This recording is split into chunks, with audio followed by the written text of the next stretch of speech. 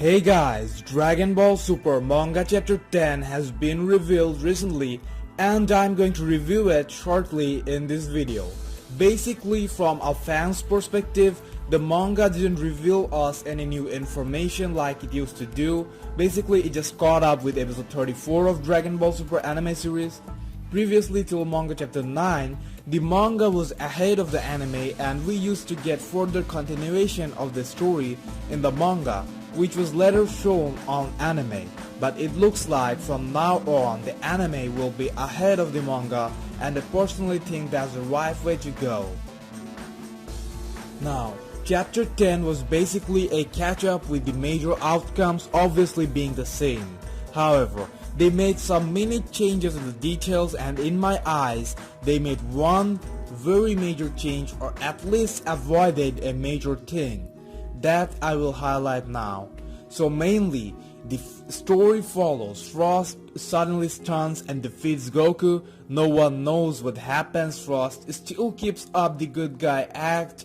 Then he defeats Piccolo. At this stage we see the poison needle identified by the galactic patrolman Jacko, and when he was about to be disqualified, Vegeta overturned that, made Piccolo forfeit, and challenged Frost into a match. In my opinion, overall the anime did it better, but there were certain things which were done better in the manga.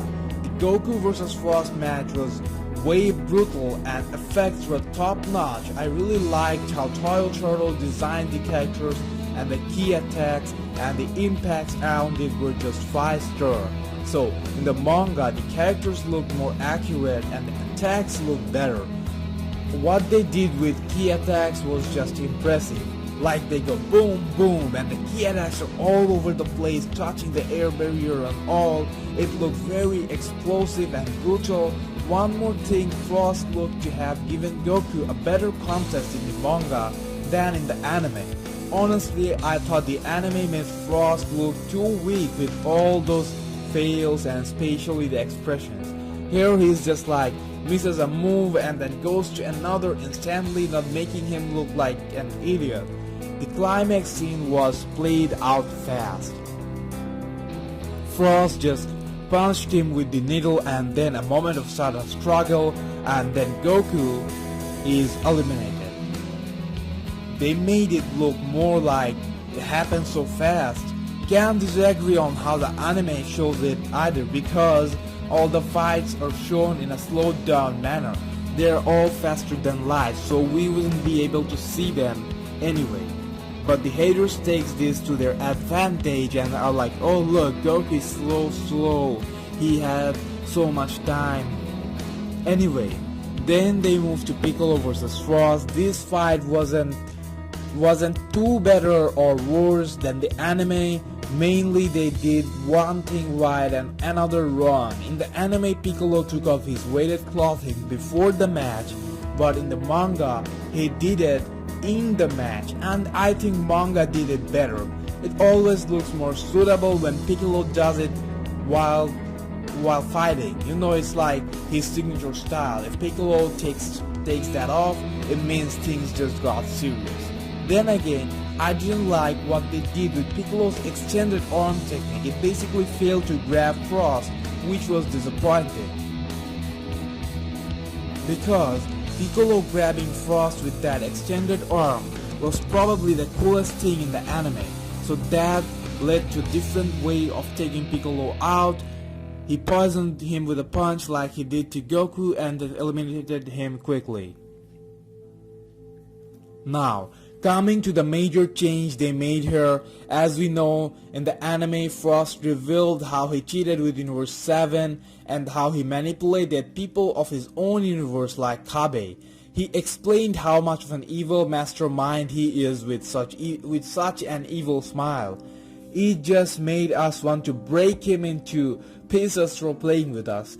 There was this initial impression of him being a hero and a savior, Peace Prize winner, and then he reveals that he actually pretends to be good, runs an underground organization to attack a specific country or planet, and then he pretends to defend it.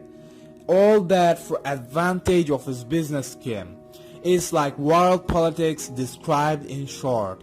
He is not only evil but an evil mastermind, the likes of that we rarely see on Dragon Ball. And the scenes and lines worked out perfectly. It touched the audience so much and pissed everyone just like a heel character is supposed to do. So in other words, it was the best part of describing how evil Frost was.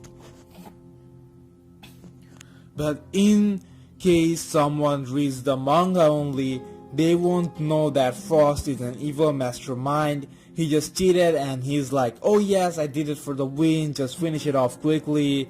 They didn't make Frost look nearly as evil as he is in the anime. They didn't use the complex yet very evil plans of Frost in the manga.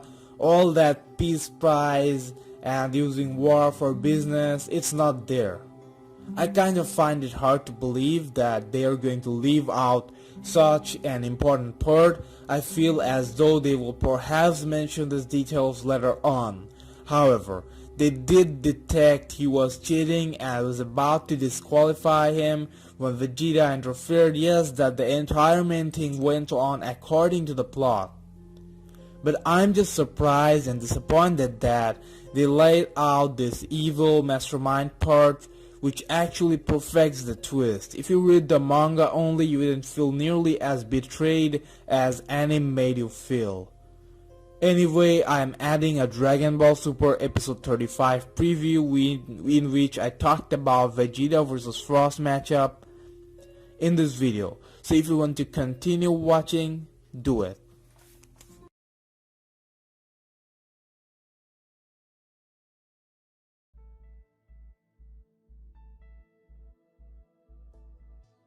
Hey guys, in this video I'm going to talk about the Vegeta vs Frost matchup which will take place in the next episode of Dragon Ball Super.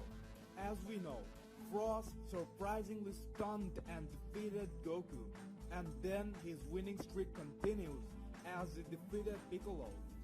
But it was found that Frost actually cheated the entire time, and this can only be defined as the biggest twist ever in the history of Dragon Ball. He played and deceived us so bad that some of us can't yet accept the fact that he is twisted, so he's a twisted son of a bitch just like the rest of his race we know of. Yes, all those generosity, handshakes and being a good Freezer's guy was a part of the plan. He is nothing more than an evil space pirate, and the galactic patrolman Jacko caught him cheating in the match. He actually used a modified form of needle to stun and then defeat both Goku and Piccolo. Though he claimed it's not cheating because it's a part of his body, his claim wasn't accepted by the referee as he states that it was a clearly modified part. And the evil laugh Frost gave almost burned us all from inside. He was supposed to be my brother, but he deceived me so bad, and so Vegeta won't let him go just like that. They were primarily thinking to disqualify him and declare Piccolo the winner. But then, Vegeta said the only way this twisted bitch is going down is when I wreck him apart. So Vegeta forces Piccolo to forfeit and takes his place to fight Frost. Now, let's start the assumption game. If the match goes on perfectly and ends without any interference, that is either Vegeta or Frost will win the match clear, then who is more likely to win? Well, I personally think this is a match Vegeta should win, and this is a match Vegeta deserves to win. And I just want him to beat Frost so bad. There are quite few reasons why I think it's more likely that Vegeta will get the win. Firstly, Frost defeated 2 fighters from Universe 7, including the trump card Goku. Now, if he increases his winning streak to 3 wins, that I think will destroy the balance of the tournament, if it is to end the following the rules, because there is Mageda, Kabe, and Hit left from Universe 6. And the strongest fighter, Monaka from Universe 7, is yet to play a role. On the other hand, Vegeta Now analyze Frost very well. I mean, Vegeta just saw Goku and Piccolo being defeated to him, and also knows the little secret of Frost. Some might argue that even Piccolo saw Frost defeating Goku, and he's a strategy master, yet he couldn't defeat Frost. But Piccolo didn't know the exact details and how Frost poisons his opponents using a modified needle. Now Vegeta knows that very well. He knows the exact secret of Frost and might have also figured out a way to counter it by now. So it shouldn't be a hard job for Vegeta to take the win, especially if what we saw till now is Frost's max potential. He is not that powerful at all. Piccolo and Goku both absolutely got him. The only reason he was able to win was because of that trick. So unless Frost gets a power boost or has other hidden tricks, that Vegeta is taking this win. But there's another thing to consider here. That is, will the tournament end in the normal way? Basically, according to the rules, last man standing wins the tournament for his team. But will that happen here? In the trailer, we see Frost spreads this green poison all around the arena. Probably he failed to get direct contact with the Super Saiyan Vegeta and tried this method instead. What and why that happened isn't clear.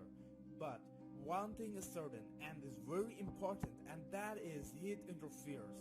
When he does that, or why, is hard to guess, but it looks like that poison thingy really pissed him off, so he is going to take some serious measures.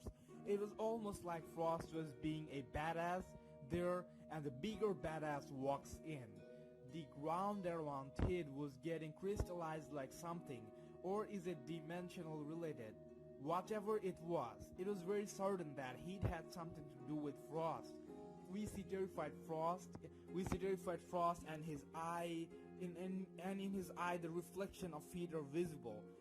And Frost is absolutely scared. It's almost like he knows that heat is capable of what heat is capable of and is about to get screwed. So this begs the question, what happened? Is this happening after the match or something? When is heat interfering? Does this indicate the match didn't go on properly? Now, this is confusing, and I leave it up to you to decide. Comment what you think in the comment box below. There is more than just one reason why I think the tournament will be disrupted or something bad is going to happen. Firstly, Goku is the main character of Dragon Ball. He has been eliminated. Secondly, all the fights are being rushed way too much. I mean, no fight even lasted a single episode. That's not very Dragon Ball style at all. A normal Dragon Ball fight takes even up to 3 to 4 episodes. So now, since Goku and Piccolo is eliminated and currently Vegeta is on stage, so I'm assuming he alone wouldn't be able to take down the rest of Universe 6. So it shall come down to Manga versus Hit if the tournament was to end properly. But will that be interesting? A final match with no major known or popular character involved? And since the fights are going at such a fast pace and being rushed so much, it always feels like a bigger plot is coming. So I wouldn't be surprised if the tournament is interrupted halfway or doesn't end properly. Actually, that would be indeed necessary to keep the story moving. So those are the things I think will probably happen. All are just assumptions and theories. I hope you all do understand that. I don't know why some people get pissed off when they find out that what I assumed didn't happen word to word. I mean, come on guys, I'm just a fan like you. What makes you think a forever alone YouTuber with an accent only a mother could love can give you 100% perfect assumption? I don't work with Toei, man. That's all for now. I'm the Fan Guy. Subscribe to my amazing channel for daily updates.